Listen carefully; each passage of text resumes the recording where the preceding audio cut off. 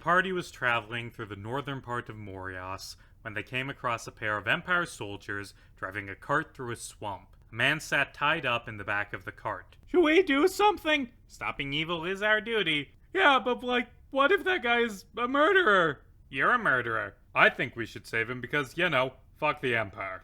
Vixen put on his Underminer gear and dug down. He burst out beneath one of the soldiers, knocking him out with a punch to the face. The remaining soldier tried to run, but was knocked out by a mind whip from Hugo. A tentacle burst out from the swamp and grabbed the whipped soldier, dragging him back into the jaw of an aboleth. Vixen tried to punch the aboleth, but was knocked out in a single hit. Untie me! I can help! The prisoner shouted. Graven cut his bindings. The prisoner reached over for a sheathed sword lying in the cart. Lightning crackled as he drew it. He swung the sword, unleashing a bolt of lightning that fried the aboleth. Hugo finished it off with a couple of scorching rays. My name is Gil, the prisoner said. How'd you end up here, Gil? I'm from Valviento.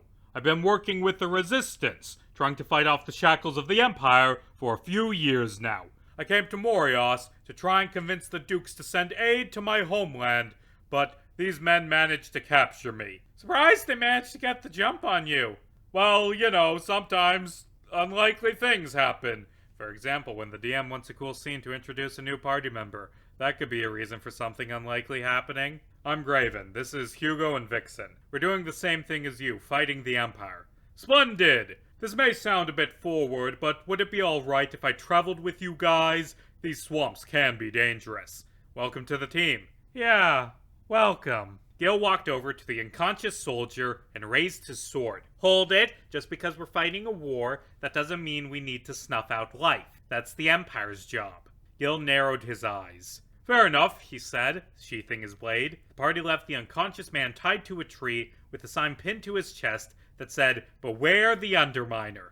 Come to think of it, that man probably got eaten as soon as the party left. That swamp was filled with monsters. But it's the thought that counts, I guess. Graven explained that they were traveling to meet with Muddy Wench, a duchess living in the village of Bubba Gump. It was a small, crowded town made out of wooden buildings filled with refugees from the Empire's war and travelers from other worlds. When the party arrived, the village was under attack from a beholder. The party watched as an old witch tried to cast magic on the monster, only to have her spells nullified and be knocked unconscious by its sleep ray. Hugo shot the beholder with a firebolt, and it turned towards the party. It fired its death ray at Gil, but he shrugged it off with a nat 20 and retaliated with a stab in the eye. Vixen dug over to the witch, hit her underground, then ran over to the beholder and slashed it with his claws. Graven lunged in for a slash, but was tossed away by its telekinesis.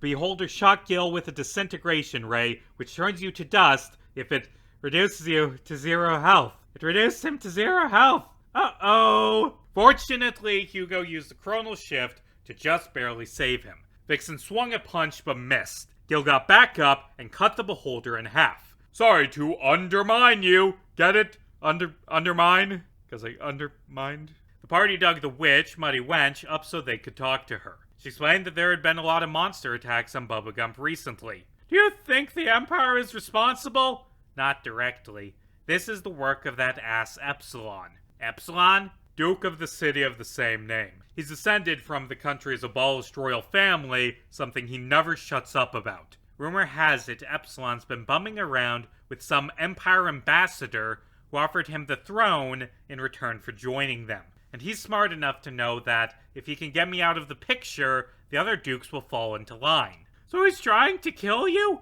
Isn't that illegal? Of course it is. Not that the law has ever applied to those in power. Besides, he's crafty. Hired this monster tamer who hangs around the Great Ravine. Calls himself the Big Bopper. Bopper's the one responsible for these attacks. It's the last thing the people here need. They've already lost so much. We'll kill him. In return for aid, of course. I'm not fond of ultimatums. And I am not fond of war. Me neither. Morias is the last place left alone. They already took Valviento, Braza, and Woodwillow. The government in Audubon's been replaced by Emperor Toadies, and a few days ago, I received word that they've begun attacking the northern border of Pietra. Which is why we need to be a united front against the Empire. This village is mostly a refugee camp at this point. I'm not keen on dragging them into another conflict. If you kill the Big Bopper, I'll think about it, but no promises. That night, before the party went to sleep, Gil asked Hugo where he learned to fight. Necetine University has become a bit more militaristic since the Empire formed. I suspect it is even worse now that the war has begun. Yes, the Empire has some of the best training in the world. Still, you are all far stronger than the average Empire soldier. You're what this world needs in these trying times. Hard men. Excuse me? Hard as in not soft. You're tough. Well, that's because of our journey. We got hard and stayed hard. Yeah, we're as hard as they come. The party went to bed, but Vixen couldn't sleep. He opened his eyes to see Gil standing over his bed, holding his sword. Before Vixen could scream, Gil stabbed it into a shadow, reaching over to grab Vixen. Graven, Gil, and Vixen fought off the shadows. Hugo, because of his deck card, slept peacefully through the night. Graven ran out of the room and stared at the night sky. He saw a man on a dragon flying north to the Great Ravine. The party ran after him, carrying an unconscious Hugo by putting him on top of Chester.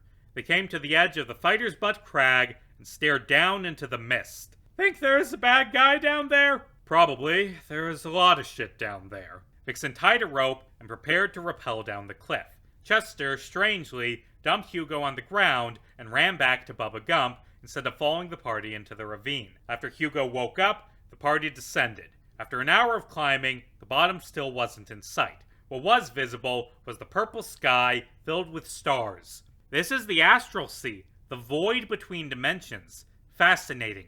Absolutely fascinating. Right then, they heard the sound of flapping wings. The Big Bopper flew towards the party, axe in hand. Hugo cast Thunder Wave at him, but the spell curved away, flying into a small cave in the cliffside. The Big Bopper cut the rope, and the party plummeted. Hugo cast Featherfall, slowing their fall. "The cave! Go for the cave!" he shouted. Vixen grabbed the cliff and climbed down to the edge of its opening. He grabbed the others as they fell and pulled them inside. The floor of the cave was covered in a sticky liquid.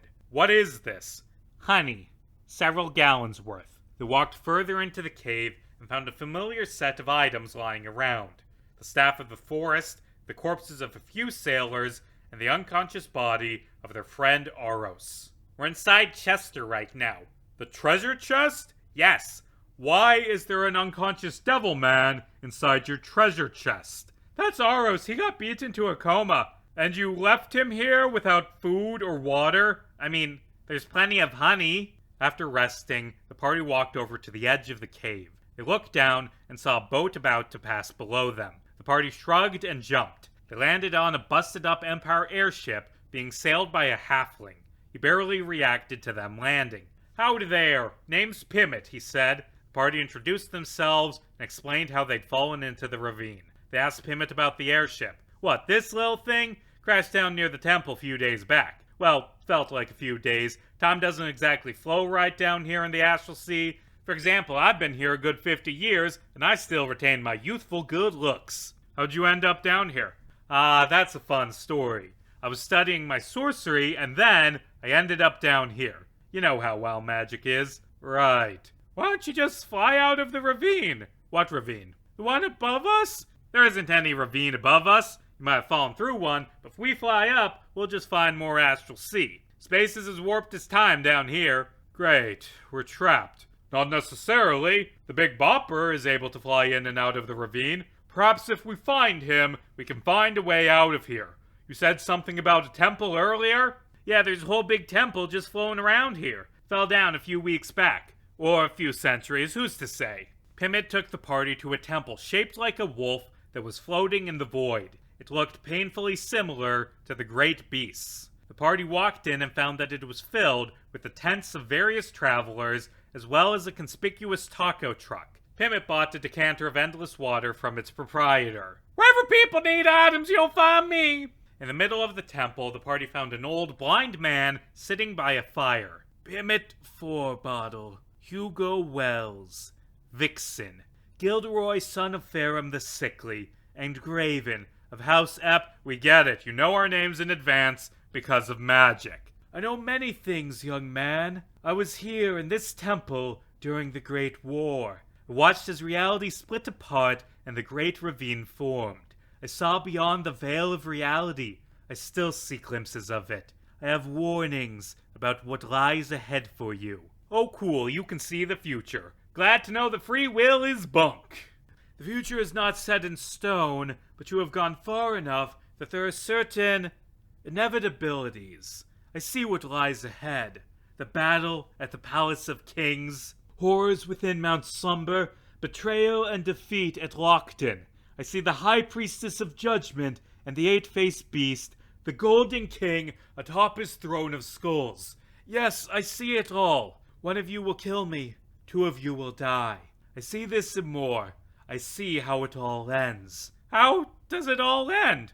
With a choice. The 5 of you together at the precipice of doom, where a single wrong move will spell disaster for all. You will be given a choice between death and cruelty. When faced with that choice, remember this place. Ooh, ominous. Graven pulled out his sword. So, do you want us to just kill you now and get it over with? What? You said one of us will kill you. Are you okay if we just get that over with now? What? No! We can't just kill a random old man. Yeah, he could end up being real buff below those robes. Look, the Astral Sea sucks, and I don't want to have to come back here to kill you. Wait, is the one who kills you different from the 2 who die? Because if so, I would definitely like to be the one who kills you.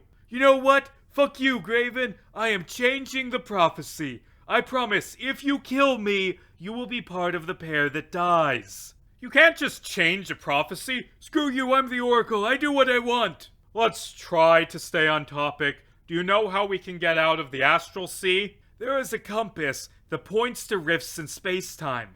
If you find it, you can leave. The Big Bopper has it. That's convenient. The Oracle, using his psychic powers, drew out a map of the Astral Sea. The party followed it to a floating island covered in stolen loot. The Big Bopper landed and jumped off his dragon. So, you followed me here, into the heart of the Astral Sea. Well, you've just... Hugo cast Thunderwave and pelted him off the island. He plummeted into the void, never to be seen again. The dragon stared off the edge, then turned towards the party and growled. Gil shouted to move, but the party were too slow. The dragon unleashed its ice breath, KOing Graven instantly and severely injuring everyone else. Hugo survived with Absorb Elements, but unfortunately, Absorb Elements can't absorb a claw attack. Pimmet summoned a cloud of daggers, but the dragon hit him with its wings, knocking him off the island. Vixen ran in and uppercut the dragon. It attacked with his claws, but he narrowly managed to dodge through with his patient defense. Gil backed up, aimed his sword at the dragon, and cast Lightning Bolt. The bolt of lightning traveled in a straight line through Hugo into the dragon, dealing heavy damage, but KOing Hugo. The dragon bent down and bit Vixen, rolling a critical hit and knocking him out too. Standing alone, Gil slashed the dragon repeatedly. It tore into him with its claws, stripping away hit point after hit point. Then, Gil saw the strangest thing. Pimmet Bottle rising out of the void, propelling himself through the air with a decanter of endless water. When above the dragon, Pimmet pointed his finger down and cast Fireball. The explosion of flames killed the dragon. Pimmet landed next to Gil. The old guard party members were still unconscious. Damn, these guys got their asses kicked. Yes, Gil said, staring at his sword. Then he sighed and sheathed his blade. Let's get out of here, he said. While Gil tended to the party's wounds, Pimmet dug through the treasure pile. In it, he found the compass the Oracle had mentioned. Using it, the party was able to fly out of the Astral Sea. Ah, it is nice to breathe real air again. Also, where's all the water? What water? You know, the endless ocean that covers the world. That water. Wrong campaign, pal. Wow, time is even more messed up in the Astral Sea than I thought. Pimmet, I have a question for you. Do you fear death?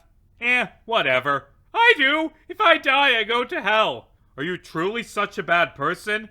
No, not really. I kinda just said some words, and now my soul belongs to a devil. At the moment, death is a concern to me. But I'm working on alternate routes to circumvent it. I don't want my work to stop. I don't fear death. I've been close enough already so many times. If it takes me, it takes me. I'll be fine. What about you? I do not fear an honorable death. A death in battle, that I can accept. But I fear a weak death. I fear what happened to the Big Bopper. Oh no, Hugo! You scared him!